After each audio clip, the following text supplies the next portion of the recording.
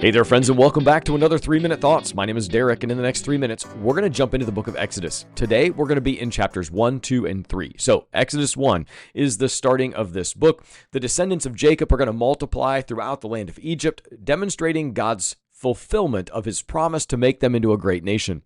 However, there is a new Pharaoh on the seat of power, and he fears that the growing numbers are going to cause trouble for them, so he enslaves them in order to suppress their strength.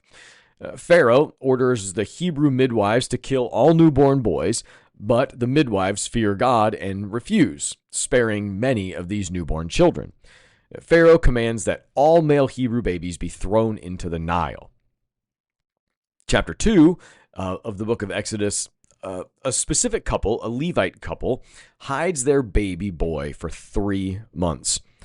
When they no longer can hide him, the mother places him in a basket and sets him among the reeds of the Nile. Pharaoh's daughter finds the baby, names the baby Moses, and raises him as her own.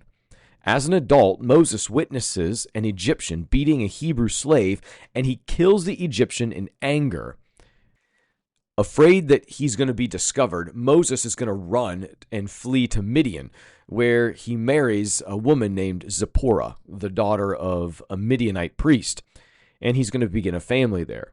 Meanwhile, in the middle of all this, God hears the cries of the Israelites and remembers his covenant with Abraham, Isaac, and Jacob. All this stuff throughout the entire Old Testament is going to go back to this covenant promise that God made with Abraham, Isaac, and Jacob. So now if we look at chapter 3, while he's out tending his sheep as a shepherd here, Moses encounters God in a burning bush. It's a bush that's burning, but it's not being consumed by fire. A true God moment here.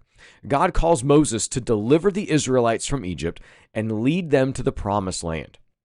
Now, this promised land wasn't going to be just any old good piece of land. This is a land that was said to be flowing with milk and honey. It doesn't mean that the rivers were made out of milk and honey, but it means that there was an abundance of provision, and they had even more than just the necessities. They had even some of their wants taken care of.